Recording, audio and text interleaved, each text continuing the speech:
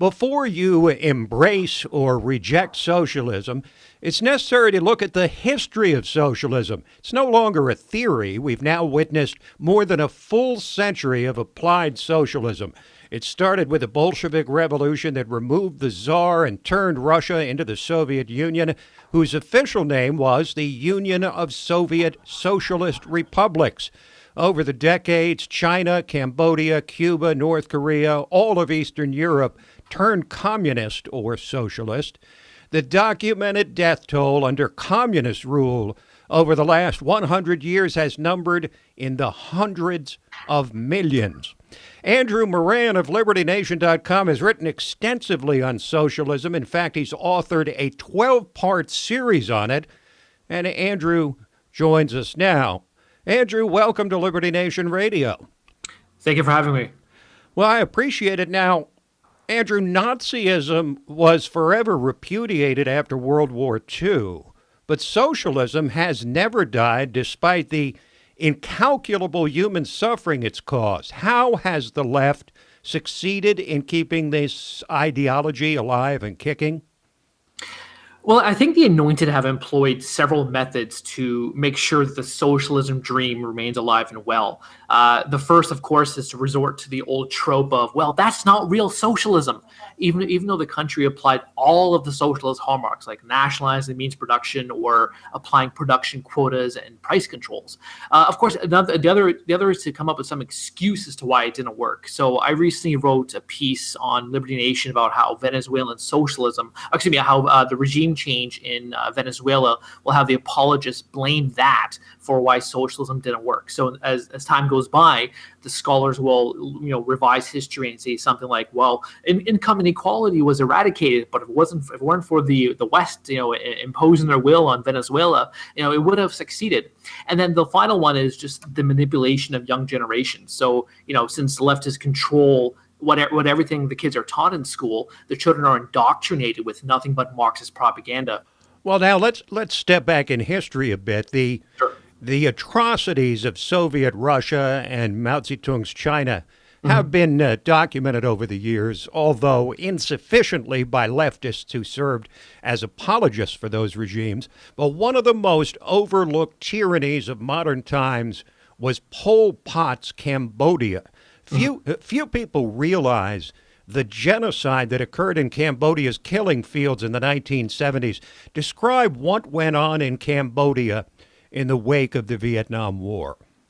Well, first, I just want to mention that the socialists, there's something socialists never want to dive into, and I don't blame them, because Pol Pot, he was the diehard red Marxist-Leninist. He belonged to all the organizations. He studied the communist literature from Marx and Stalin, and then, of course, he helped establish the communist socialist parties in Cambodia. So when the communist forces took over in Vietnam after the war, right away he implemented all of the hallmarks of socialism. Private property was gone, money was gone, government confiscated lands, and he wanted his vision of a class of society to be achieved. And in order to achieve this, the government had to use force.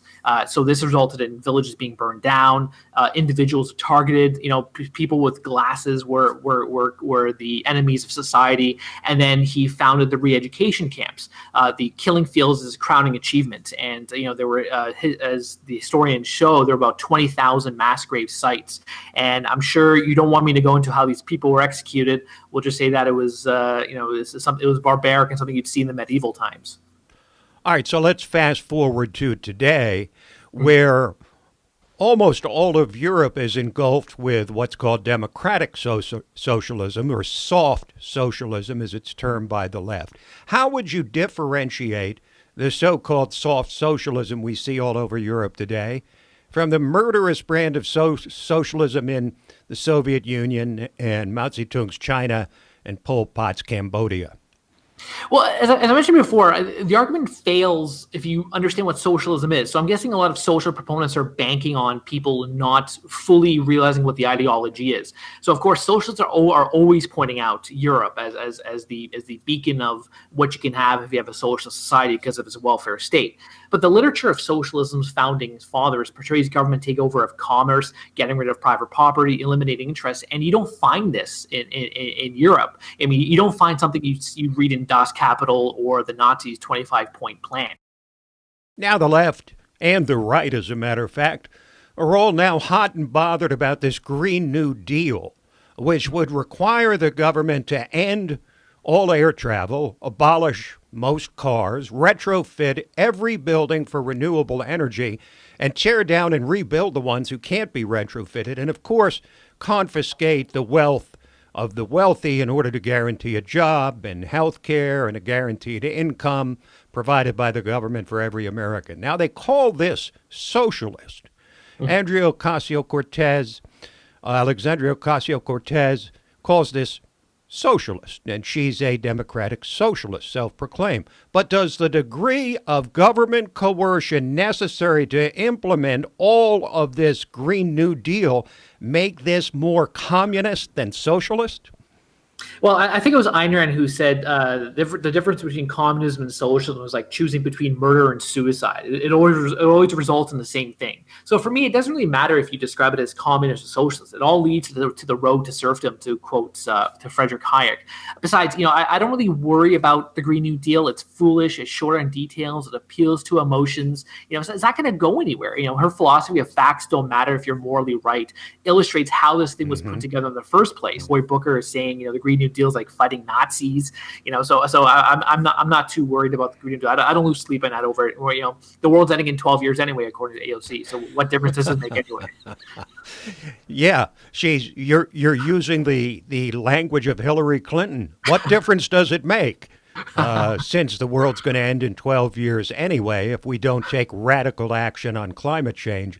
Now, in Venezuela today, socialist leaders, and I don't think most people realize this, they've taken a nation with one of the largest supply of oil reserves in the world and turned it into a wasteland of poverty and corruption and violence. How can Alexandria Ocasio-Cortez and her rising generation of young socialists draw a meaningful distinction between what's happening in Venezuela and what would happen here if we embrace socialist programs like Medicare for All, and even more so this new Green Deal?